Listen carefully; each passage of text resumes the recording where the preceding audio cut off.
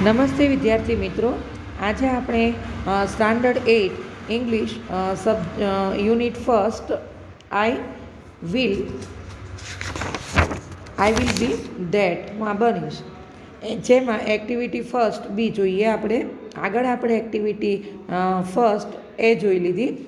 Choose and tick mark the correct option. અહીંયા આપણે 1 to 7 સુધી ઓબ્જેક્ટિવ ક્વેશ્ચન આપેલા છે, જેમાં રાઇટ ઓપ્શન હોય એ આપણે ટીક કરવાનું છે.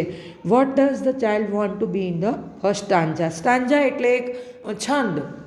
અહીંયા આપણને જે કવિતા આપેલી છે, કાવ્ય આપેલું છે, પોએમ, તો એમાં એ પોએટમાં એક પછી એક ફકરા રૂપે જે આપેલા છે, છંદ છે, બંધ છે, બરાબર, એને આપણે સ્ટાન્જા કહીશું. આ પદ કહીએ આપણે ગુજરાતીમાં. કેમ કહીએ કે કવિતાની પહેલી પંક્તિઓ, પહેલો ફકરો, એ રીતનું. સ્ટાન્જા એટલે પદ છે, છંદ છે.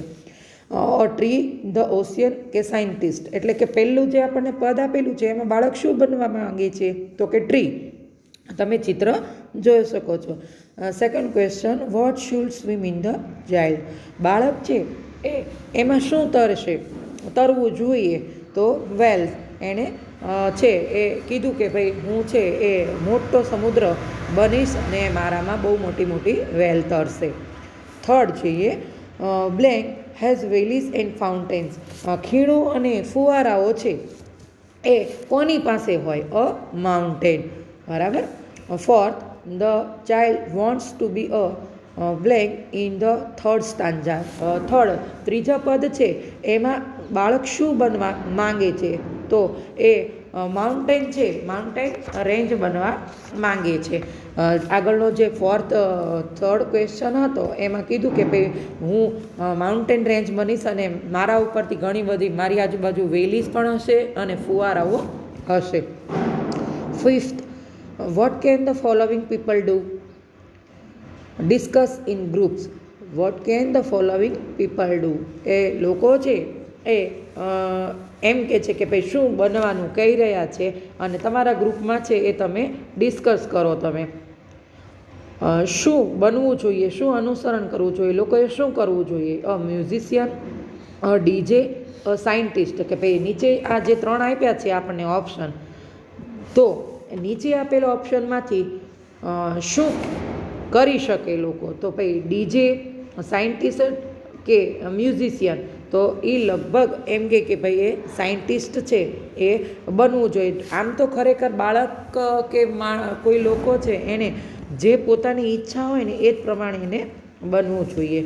6 છે, talk to your group and tell them what do you want to become when you grow up. તમારે કહેવાનું છે કે તમે મોટા થઈને શું બનવા માંગો છો. ડિસ્કસ કરવાનું છે ગ્રુપમાં. પણ આ ડિસ્કશનમાં મેઇન છે એ ગોલ એવો હોવો જોઈએ કે તમને જેમાં ઇન્ટરેસ્ટ હોય અને જે બનવા માંગતા હોય, બરાબર, તમારી કેપેસિટી હોય, તમારે એ બનવું જોઈએ. બીજાના દોરવ્યા તમારે દોરવાવું ન જોઈએ.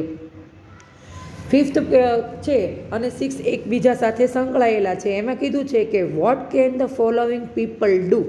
નીચેનામાંથી લોકો છે એ શું બનવા નું કહે છે, કે ભાઈ મ્યુઝિશિયન કહે છે, ડીજે કહે છે કે સાયન્ટિસ્ટ કહે છે. તો આ ત્રણેયમાંથી કોઈ ટીક માર્ક નથી કરવાનું. આ ત્રણેય છે એનું ડિસ્કશન કરવાનું છે, બરાબર છે.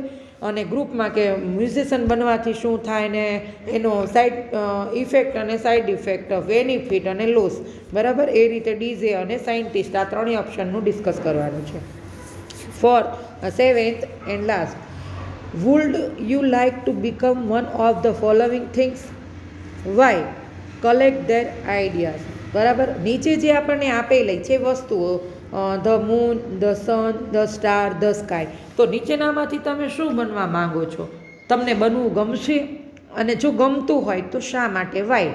Collect their ideas. હવે જો તમે બનવા માંગો છો તો શા માટે, એનું રીઝન આપવાનું છે. અને ધ મૂન છે, ધ સન છે, ધ સ્ટાર છે, ધ સ્કાય છે, એના અલગ અલગ આઈડિયાઝ, એના સબ્જેક્ટમાં, એના રેફરન્સમાં તમારે કંઈ વિચારવાનું છે, બરાબર, કે તમે આવું શા માટે બનવા માંગો છો, એના કઈ રીઝન છે, એ બનવાથી તમને શું બેનિફિટ મળશે, અથવા તો તમને ઇન્ટરેસ્ટ છે એ બનીને તમે શું કરશો, વગેરે વગેરે એક્સેટ્રા, બરાબર.